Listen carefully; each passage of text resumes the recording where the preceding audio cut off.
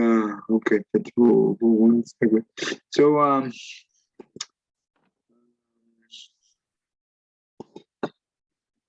so when we read it, it's very tough to understand it. But when you understand it and you see the beautiful thinking, remember we learned about the dependent origination, the traveling, right? It's called dependent arising or dependent conditional. That means everything is interdependent, right? Because this, that happened. If this not happen, that not happen. That's the whole concept. So the dependent origination is the fundamental teaching of both Theravada and the Mahayana. So this is the foundation principle of Buddhism. Without this, there is no Buddha teaching. This is so powerful. And therefore, due to this teaching, the Buddha reject all the other religion teaching. For example, God not creator, and when we do bad things, we say that due to our past life karma, Buddha reject all those things, right? So anyway, now what is the beautiful about this teaching is the concept about the core teaching of the flower, Roman flower future is it helps us to understand. Due to whatever the method we practice, we be able to achieve certain state of the way, I mean the Bodhisattva way. And most of all, in order to practice the Bodhisattva way, right? Bodhisattva path, we need to generate the Bodhicitta. That is the most important one. And the difference between the Mahayana and the we call this the South here or the Pacceka Buddha, remember? Because they are the one who see things at everything. That means all things come together due to the cause and the condition arising, right? It's established existing, right? But when the condition gone, right, it's gone. And that's why they see everything in life is an illusion. Even the living being, even the world, everything, including human being, including animal, every living being, it's an illusion, it's an illusion.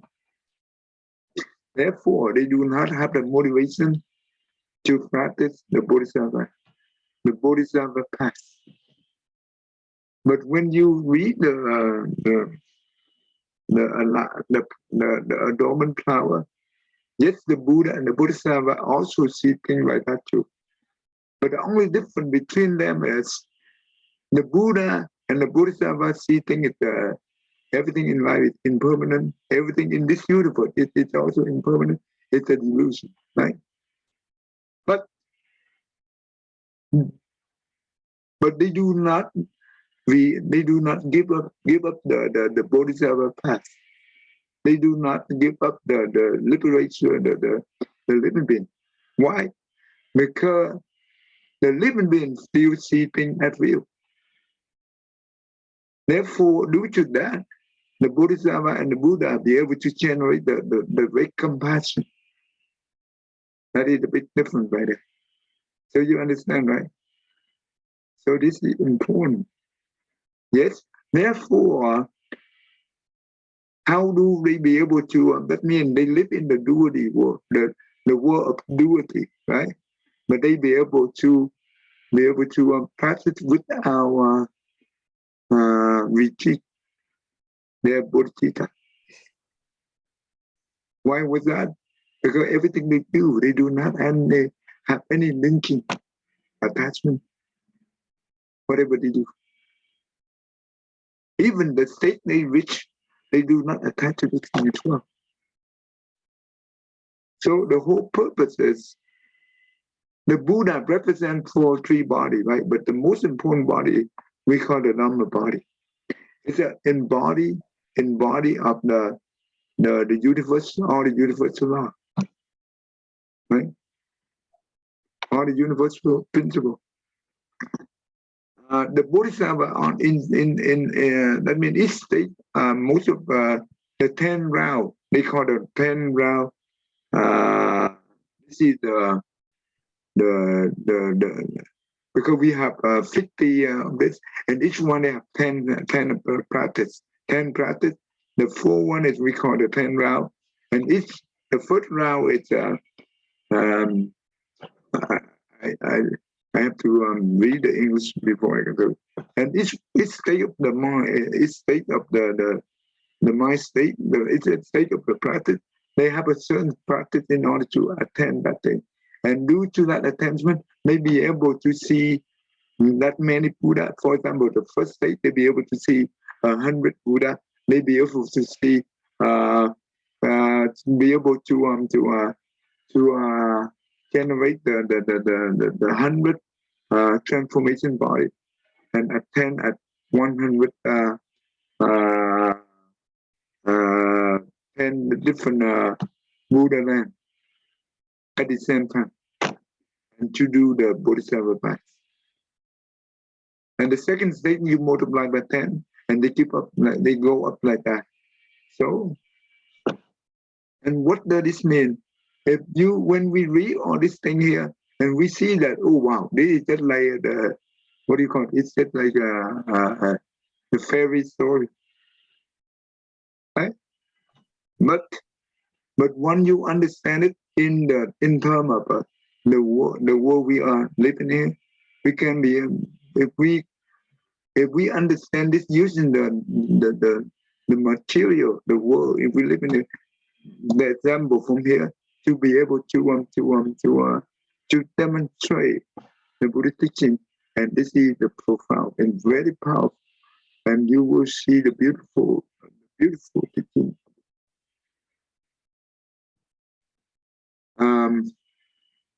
So it's a lot. So I will translate.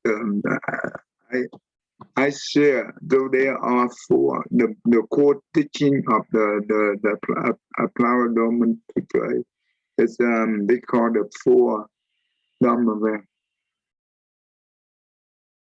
Okay, the 4 Dhamma is represent for everything in this world divided. It's and also all this the mind state of the Buddha and the Bodhisattva. It based on this 4 Dhamma.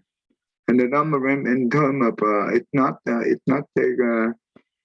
for Dhamma it means the first one I think we call the principle, or the principle Dhamma. Oh, not principle. The I think it's I don't know what it's called. I have to translate it. I have to look into it. Okay.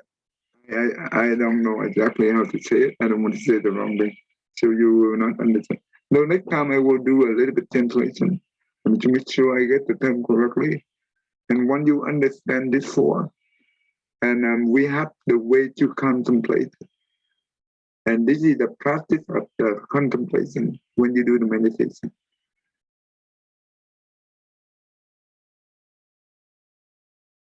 It's very beautiful. So, all right, anyway, too much for that. And wow, it's actually we.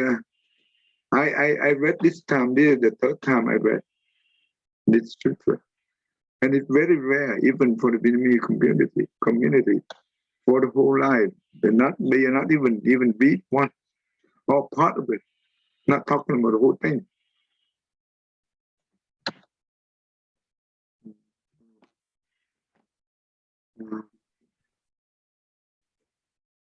Let me see where we start. I hope I have enough.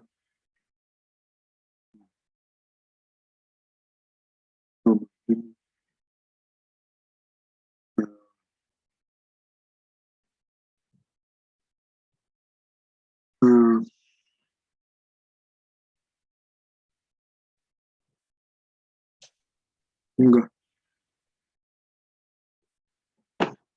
Let's do this.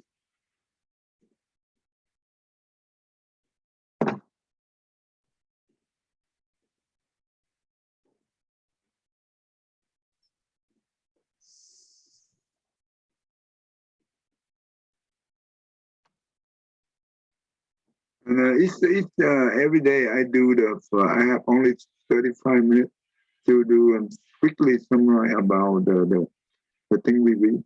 So, but that's good enough. Um, anyway, go ahead. Video.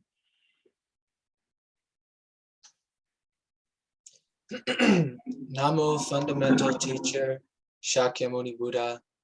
Namo Fundamental Teacher Shakyamuni Buddha. Namo Fundamental Teacher Shakyamuni Buddha.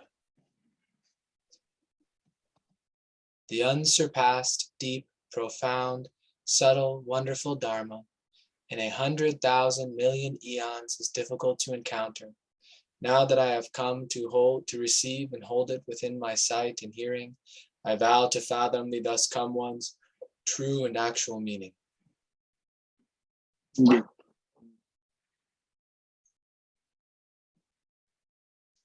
Well, all right.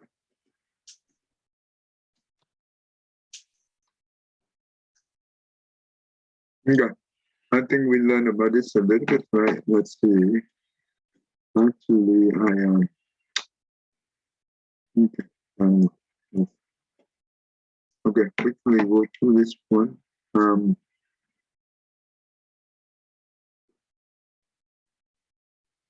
Okay, go ahead, read this one more time. I think. William. Just as a flash of lightning, so the excellence and benefits of Bodhicitta, the conquest of all great evils, great evil like Putin, original verses. Just as a flash of lightning on a dark cloudy night for an instant brightly illuminates all, likewise in this world, through the might of Buddha, a wholesome thought rarely and briefly appears. Hence, virtue is perpetually feeble, and great strength of evil is extremely intense. And except for a fully awakened mind, by what other virtue will it be overcome? Okay. Okay, go ahead and read this one too. Just as a sudden, powerful flash of lightning on a pitch dark night briefly illuminates the landscape, so that powerful blessings of the Buddha may cause worldly people to develop, at least for a short time, the intention to practice virtue. Usually the virtues of worldly people are weak, while their instincts for non-virtue are strong. Thus, we must constantly strive to overcome the great power this evil of non-virtue exerts upon us, replacing it with a strong practice of virtuous actions. Otherwise, if we do nothing to correct our present situation, the suffering of samsara will be our sole experience. What is the best method for abandoning evil and creating virtue? We must strive to attain the precious bodhicitta. Only it has the power to overcome evil and abundantly increase our virtue. Other than the boundless mind of bodhicitta, what else has the ability to subdue such great evil? By reflecting upon this well, it becomes clear that we must definitely develop bodhicitta. So what do you understand? That, it's very easy to simply go along with desires, going after what is pleasurable and avoiding that which is painful, without necessarily considering the well-being of other people or our future lives. But every once in a while there can be like a grace that we see things clearly and have an opportunity to correct our direction. And in this case, it's referring to like the wisdom that comes with, from the Dharma, or if someone, when the Buddha is present in the world, to have the opportunity to have the blessings of being learning directly from the Buddha, or from a Dharma teacher. And yeah, if we don't take that opportunity, well, then we'll continue to follow desire and consequently suffer. Mm. Okay. So how do we overcome it? So yeah, and then the part I left out would be then, so that would be attaining bodhicitta through developing this this mind that seeks awakening for the benefit of all living beings. So it's the the desire for enlightenment, but not just for our own enjoyment, but for how it will help everybody that we have a relationship with. Okay. Okay. So you bring up a very great point right here. Just like a flash of lightning on the cloudy night, right? On a cloudy night, for an instant, it's brightly illuminated. So when we're talking about right evil we have, what do they mean by this? See, great evil would be the like insensitivity to the suffering of other people. So, pursuing kind of mild desires that don't really hurt any people, that's not, I don't think we'd consider that great evil. But if we want so much that we're willing to step on other people to get it, that we only care about ourselves, and if we have to make someone go without or cause harm to someone that we wouldn't want caused to ourselves, well, then that's where an action becomes evil, because we're not seeing that we're the same as the other person. We're denying that reality and just blindly following our desire. Yeah. What about Tammy? What do you think?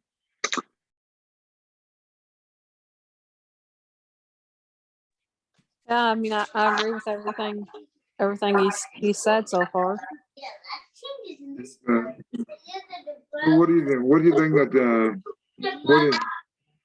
what do you think is the Putin right now? He a butcher, right? Yeah. Oh yeah. Oh my goodness. Still going. Yeah, I imagine that when a person is so intelligent, but you know what? The person who have this kind of power, that means he have to have some kind of blessing that he created in the past, right? But you know what? One is in this power, and you know what? He do not have moral. It becomes terrible. But how do we explain that in Buddhism, in the law of cause and effect? If the person who did a good deed in the past and become a very terrible in this life, what does it mean?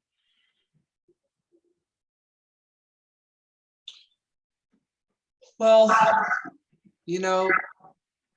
I think it's, what would a good analogy be like? If there's someone really applied themselves and they had land and they worked really hard and they plowed the land, they planted it, they took care of it, they made sure the soil had all the nutrients the plants needed, and so they had a really good harvest.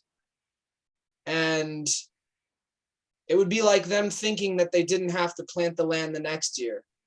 They're just thinking that, oh, I had a really good harvest, I'm going to have a great harvest next year, but then not actually doing the work to have the great harvest next year. So their first harvest might last them for a long time. Maybe they grew grains and beans and things that they could live on even beyond the next season. But eventually that's going to run out if they don't maintain the same practice of that involves working the land properly. They're not going to have as good of results in future seasons, and eventually they'll run out of food. So I think Right. it's this same sort of idea with like the blessings. Maybe he worked hard in the past, but then those things which he did in past life just doesn't practice, and he'll find himself in the future without blessings.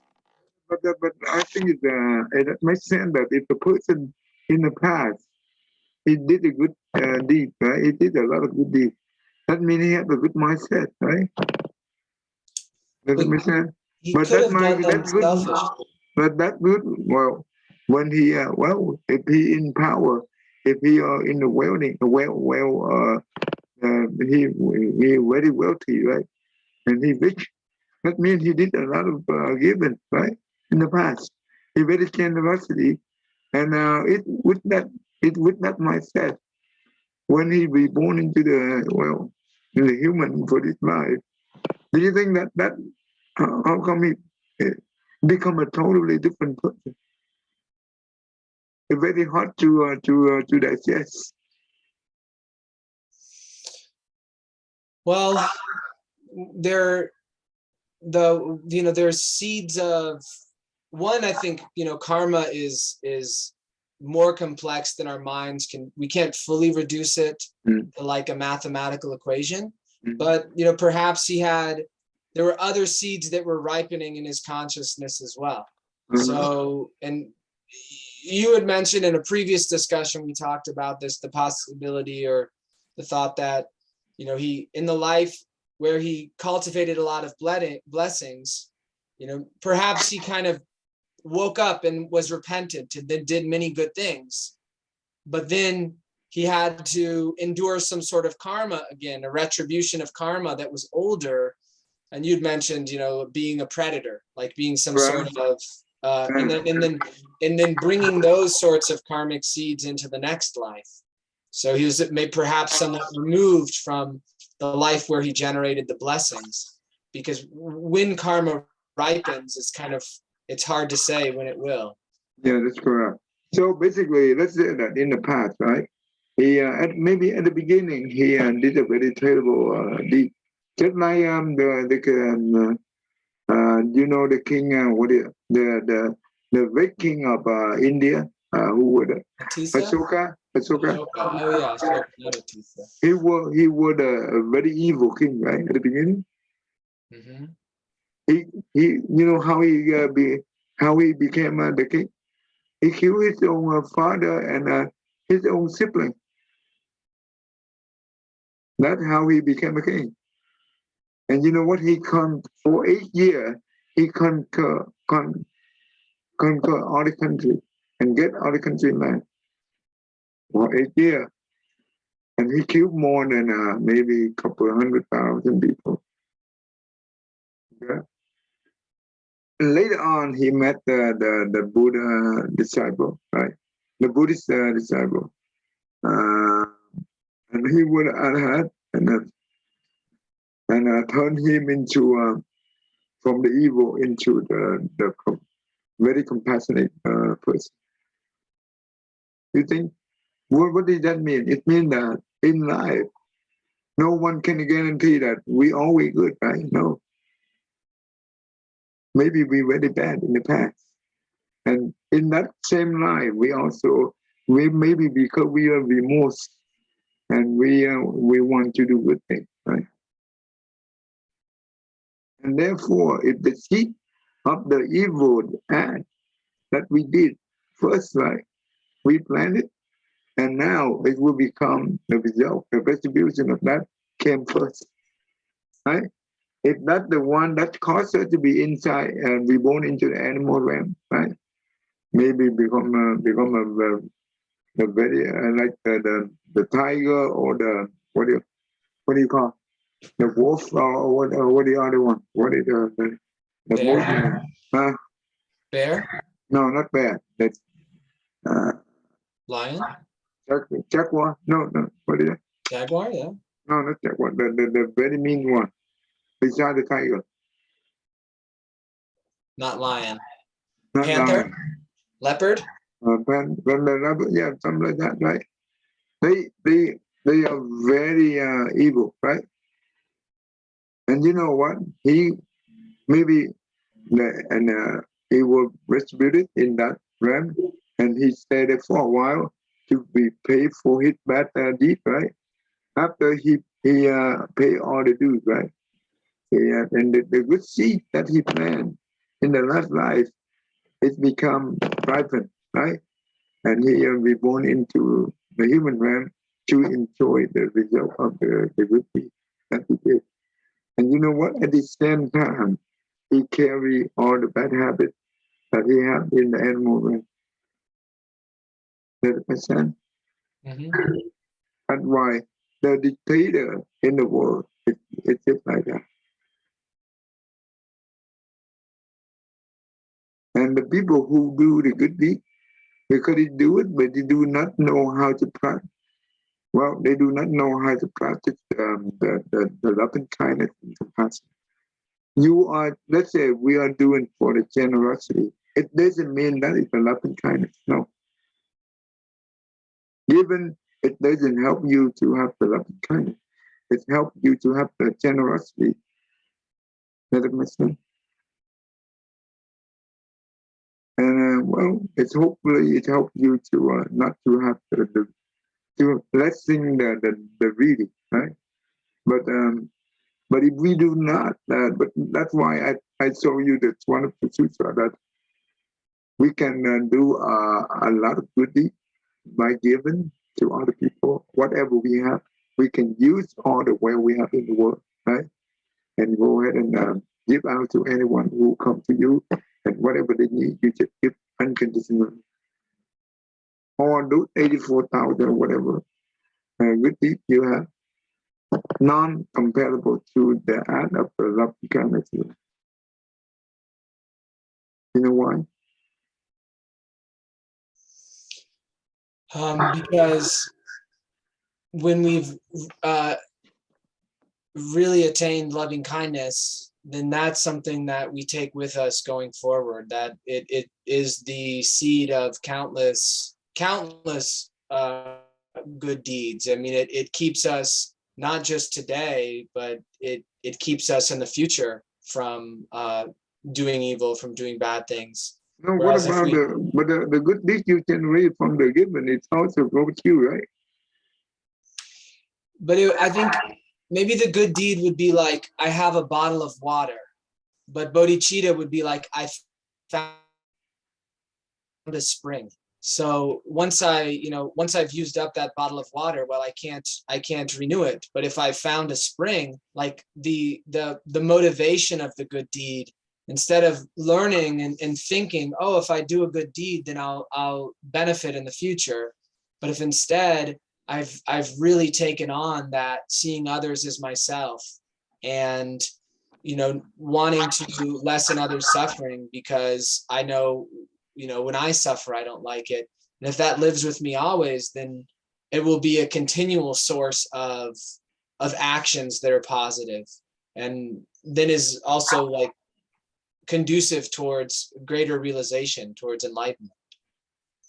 Tell me, what do you think?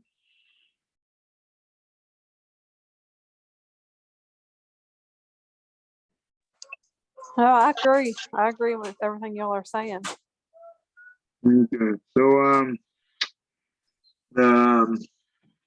remember the inside the Adornment Flower Sutra, the Buddha compare with the one who doing the giving, right? Let's say that there was a rich man right here. He can use whatever we have, and he can be able to give to all the living beings in the 10 directions of the world, all the world in the 10 directions, right? It's numerous people, and he did that for 100 years, right? And no, 80 years. And after 80 years, he thinking that these people become old. Then you know what? I need to help them to attend the Dharma. So he teach them to attend the first stage of the Arahat, second, third, and fourth. That's the ultimate Arahat, right? So he also helped.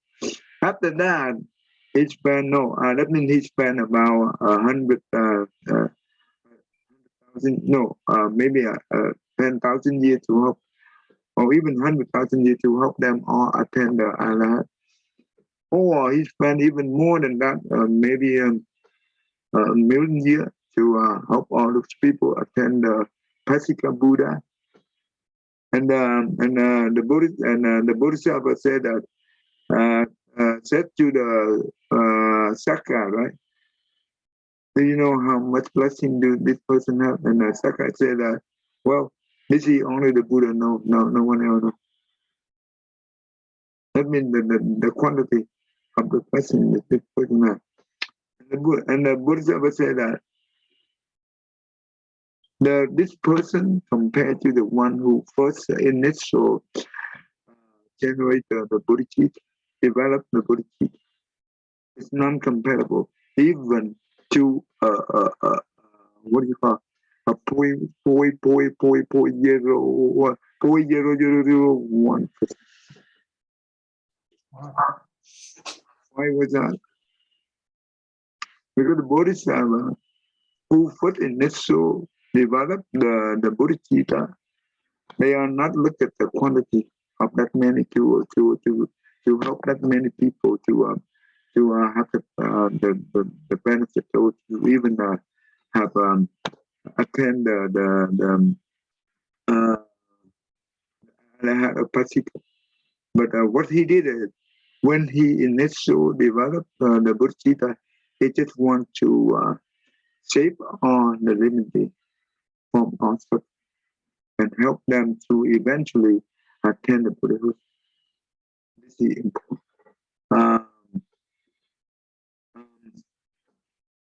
The one who helped all the other people become attend the Arhat or Pachika Buddha, this is doesn't help the Buddha, the Buddha teach continuously. You know what I mean? It helps the. Could you say that one more time? Okay. It doesn't help the Buddha teach. It's continuously would not interrupt. The one who initially developed the Bodhicitta, even though he not yet perfect in that thing, because he want to make sure he want to save all living beings from all suffering and attain the Buddha's group, and he want to know all the 10 the world system in the 10 directions.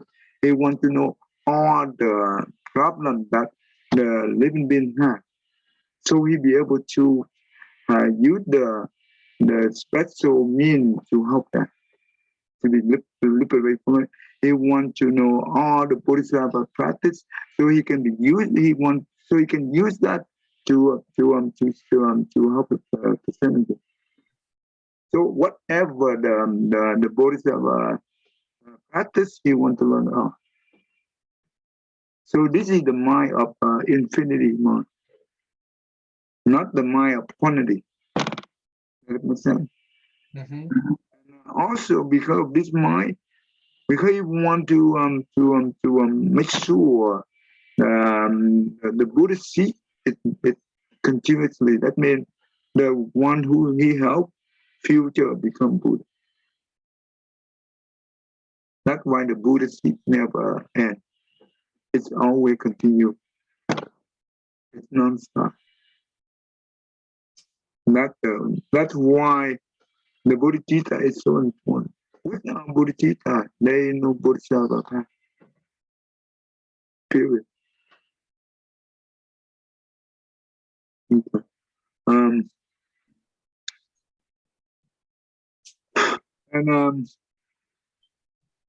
you know Mahagana, the reason he you know how he died, right? Wasn't he was beaten to death, wasn't he? Yeah, he was beaten to death by the thief, by the robber, the thief, right? And because the external religion leader, they jealous. right? To Magana, and that's why they hire him. They hired them to kill him. You know what? And when they came to the hut of Magalana, and the first day when they looked into the hut and they saw him, and when they entered the hut, he disappeared. And they did 6 times like that, 6 days like that. Not because the Magalana it were afraid of dying, no. Arahant, no, Arahant never afraid of dying. But because his compassion, because he did not want those people to kill Arahant. If you commit killing of an Arahant, this is one of the most evil, the most offensive evil that will put them into the hell for a long time. Does it make sense? Therefore, but on the step, after the 6th day, he looked deep into his meditation to see that they will give up or not. And you know what? They will not give up until they kill him. And he wanted to know what were the reason. And he took another deep meditation, and he saw that in the past he committed the most evil from killing his parents. Did you hear this story before? Mm-hmm. I didn't remember it all the details clearly though. And well, and you know what? He said that, you know what? If that's the case, because the karma, when it's ripen, right? Nothing you can change. Just like the fruit on the tree, it's ripened, it's a drop. Right? It will drop by itself. Mm-hmm. You cannot say, no, don't drop. It will drop. So, and that's why he accepted. The 7th day they came in, and he stayed there, let them beat him to death.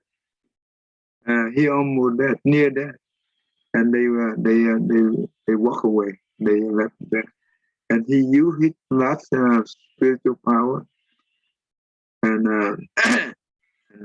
to heal his body and fly back to see the Buddha for the last time before he entered the Nirvana. He asked the Buddha permission to do that. And the Buddha said that, yeah, you go ahead and do your last Dhamma talk to the monk before you enter. And he gave the most powerful teaching. And you know what? All the monks saw that, and they complained to the Buddha. They said that the Mahagana, the left hand disciple of the Buddha, the most powerful of the foremost in psychic power. How would that happen? It's not fair. The Buddha said that if you look at only at the current life, yeah, the law of karma is not fair.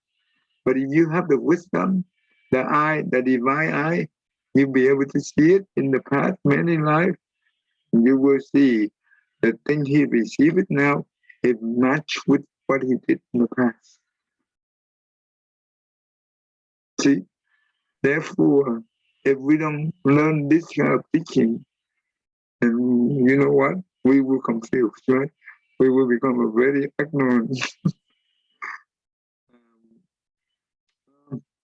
And the Buddha said that in many patterns in the past, he was a young man and take care of his old parent who is blind, who was I think in the eye, their eye is not clear,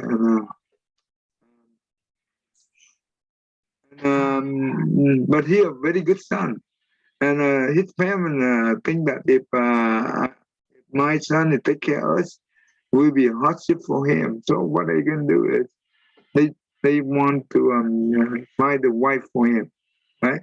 And they did. And you know what? The wife when came home for the first 3 days, she already give up. And she came up very evil. And what she did every day, the husband went to the forest and cut wood right for the living. And at home, she had to take care of the parents and feed them, right? You know what? She put on the right on the ground and also put it on the wall to just like make a big mess. And when the husband came home, and she pointed to the husband, said, "You see that your parents did all this mess, and I cannot stand it." The son at the beginning he did not believe it, but he cannot say anything. He just pick it up and clean it himself. And she did that many times, and he became believer. And finally, he was convinced by his wife, said that if you want to live with me, and you have to get rid of your parents. So how do you do that? You put your parents into the forest.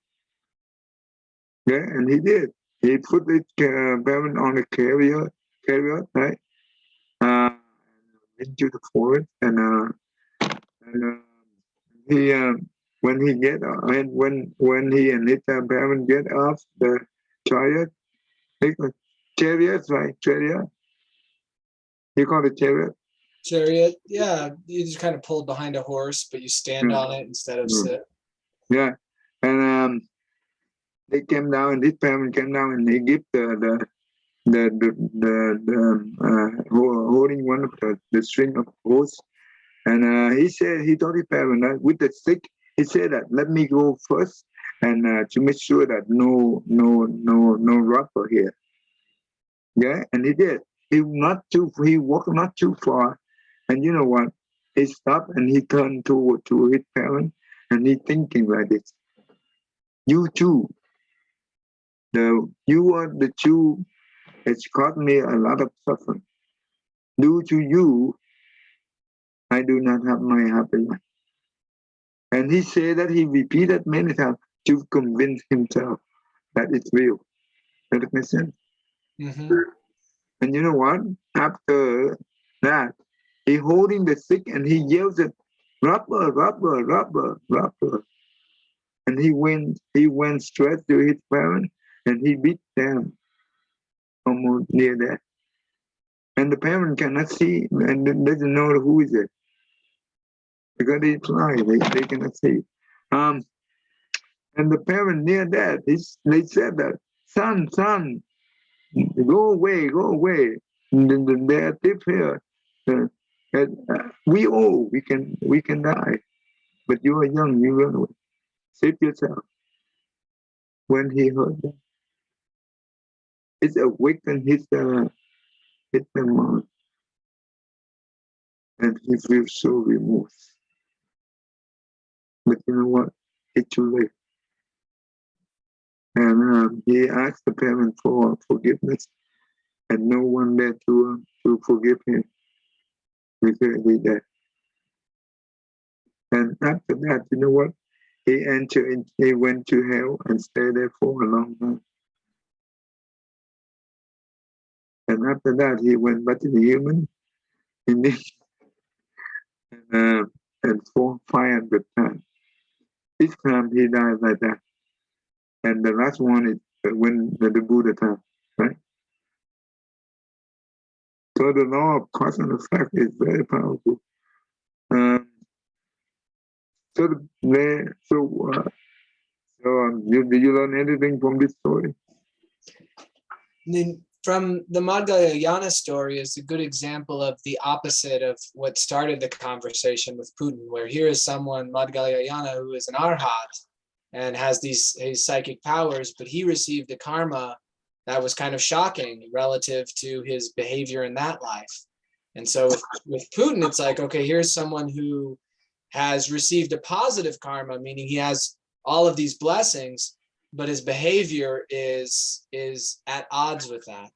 So that one was a cool kind of just example of how if you just look at the present life, it can't explain, it doesn't make sense. We have to consider past lives for someone's situation to make sense. And I mean, the same thing would be true for the future lives of this person who killed his parents. Also kind of points at, well, generally one shouldn't leave their wife, but there are some wives maybe you should leave, or at least not listen to. So that's why if we don't have wisdom, we will follow our emotions.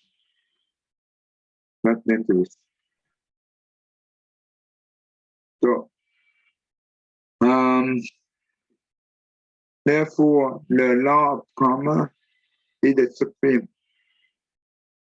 supreme law.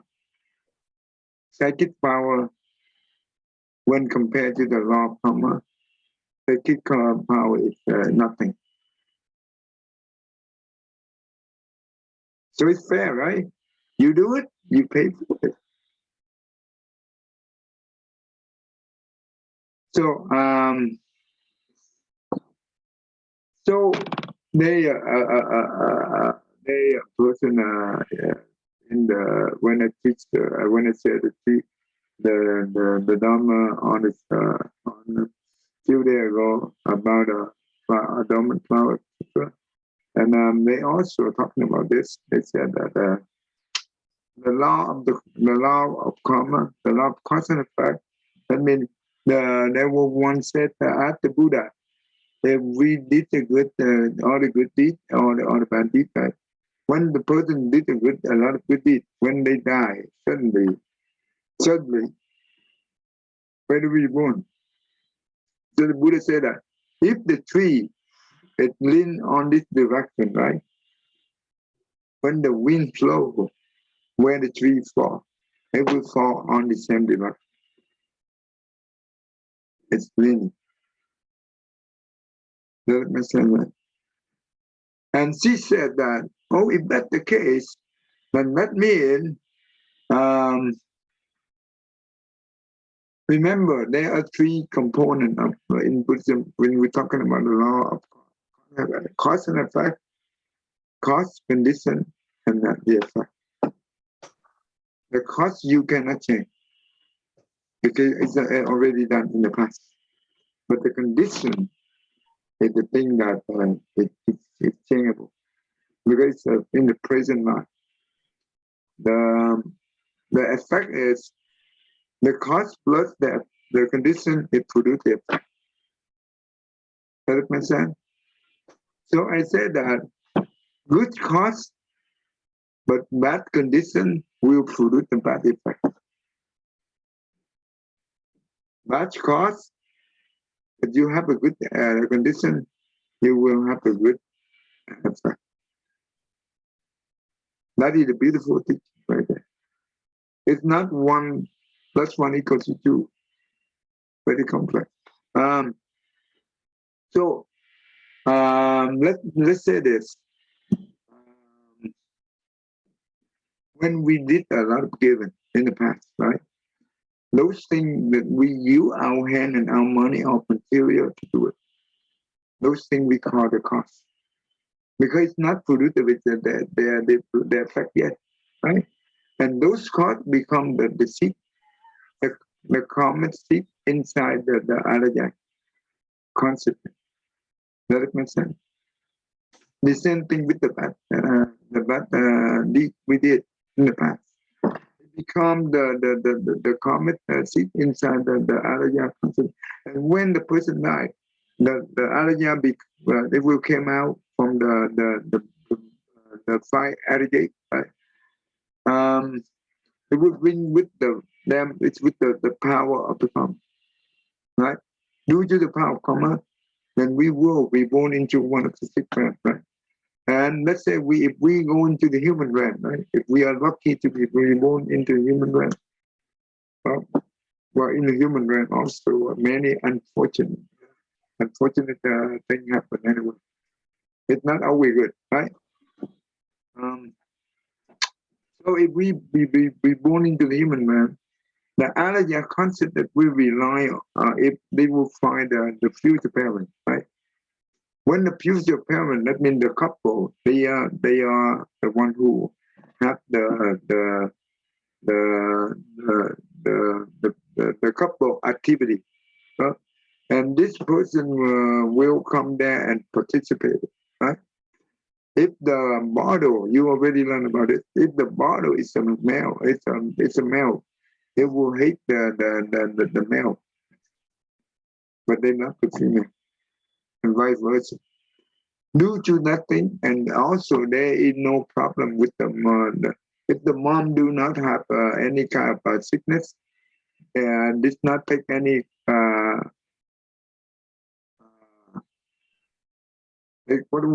concept, what do you call it? Or contraception, birth Contraception, control, or contraception. birth control. Or the male, the father do not have any health problem, right? Then also the comma, they matching.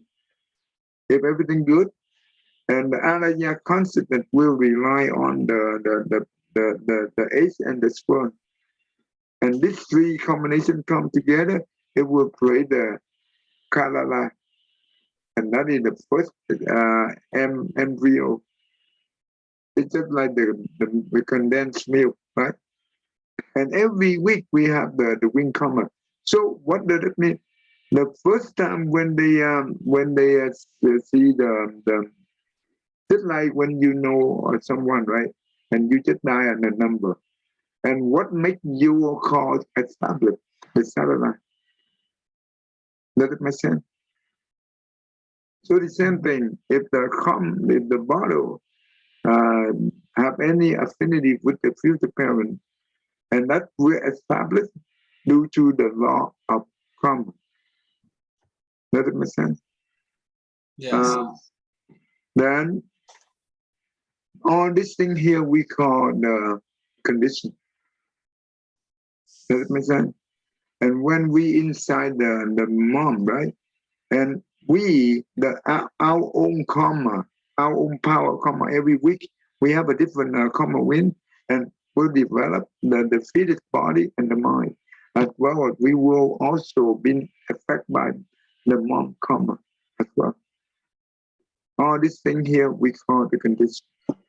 Let me say. Until when we will give birth, when we give birth by the mom, and we grow up and we will learn many different things, and here and there, all this thing we also call the condition. Until the condition become it's met, right? That means the cause they rely on the condition. When it's met, the combination of the two will produce the effect. The only thing is, if we, let's say the person who in the past they did not do the given, right? And they be born into the poor family, right? And you know what? But in this lifetime, he's trying his best to study because he don't want to stay in the poor condition anymore. So what he do is he want to make sure he have a good future. So he grab all the opportunity that come to him. Because in this country, the government provide the financial help for the poor family. That's a good thing, right? So he been able to learn it and become the engineer in the future. So what does it mean? All the things he worked so hard, it means condition. And you know what? The result, he become engineering or doctor or whatever. That is the effect. But this effect is, it turned out to be different than the effect that we expect from the cause. Does it make sense? Mm-hmm. So the bad cause plus the good condition produce the good effect. Vice versa. If we do all the good deeds, but we do not have any affinity with the Buddhist teaching, right? We didn't know how to do the good deed, but with the expectation. That means because you want to do this, because I want to be born into a good place or whatever. That is the mind of greed. Just like the business mind, right? When we do the good deeds with the business mind, it doesn't work. Right? Yes, you'll be able to enjoy your blessing, but you also create your own blessing in the fruit when you enjoy it. Okay. So when he be born into the rich family and he been raised in it, but he spoiled. He was spoiled, and he, you know what? He enjoyed his own life, and he messed up. Right? He do drug. He do all kind of stupid things. This is what we call bad condition. He create his bad condition. So the good cause plus the bad condition give you the bad effect. It becomes useless or even harmless, right? So the law of cause and effect is very complicated. But the only thing that you can, even though you have a good condition like Mahalana, he saved so many living beings, right? But cannot change his result. In Buddhism, we call when the karma become it's fixed, right? Nothing you can change. Even the Buddha, you know the in the Buddha Sakya claim, right? It was massacred by the other king. Mm-hmm. The Buddha 3 times stopped the king, but the 4th time he gave up. Because you know that the retribution is, the karma is written and it will fix. Nothing you can change. And the Mahagalana at that time, he said to the Buddha that, let me save those people in the palace. And the Buddha said, no, you cannot do that. And you know what? He did not listen to the Buddha. And what he did, he went he fly into the palace, and he took 500 people, put into his humble. And he fly out. After the massacre, right? He up, but his humble, you know what he see? R plus. No, were they dead? I think. R plus. R the plus. He only see plus. I mean, they all killed, right? They all were killed. So what does it mean? Oh, that at times the cause from the past is decisive. So the cause that's a result of karma, even the best conditions can't overcome a certain outcome. But we can, like the outcome of Madhgalyayana, for instance, being beaten to death, like that was unavoidable, but he still had a choice of acceptance or resistance. So there's still a choice that's influential for the future. But if let's say that if we don't accept it and we resist it, you know what happened? That means the old debt, you did not pay it. Yeah. You add more debt onto it. That means no good. And that means he is not Arahant. If he do that, he is not Arahant. Mm-hmm. Because the mind of the Arahant is very pure. There is no compete, there is no revenge, there is no harm other people, other beings, whatsoever. Yeah.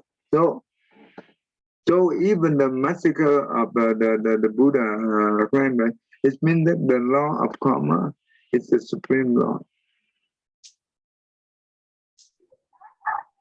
No other law is greater than the karma. So this is great. It will reject the concept of the creator. Right? Mhm. Okay. Anyway, Tammy, you understand so far, Tammy? Yes, I understand. Any questions for me? No. Okay, that's good. Okay. I think it's good for now. Let's finish this.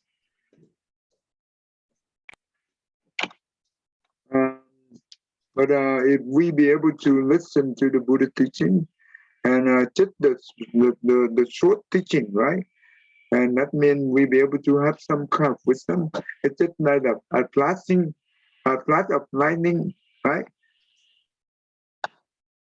That's good enough to dispel the darkness of that 1,000 years, right? When you go into the room, that it would the room would not would no light. I mean, darkened for 1,000 years. But when you have a tiny candle, right, and that's enough to dispel that that darkness for 1,000 years, right? Does it make sense, right? Yes. Mm-hmm. Therefore, that's important.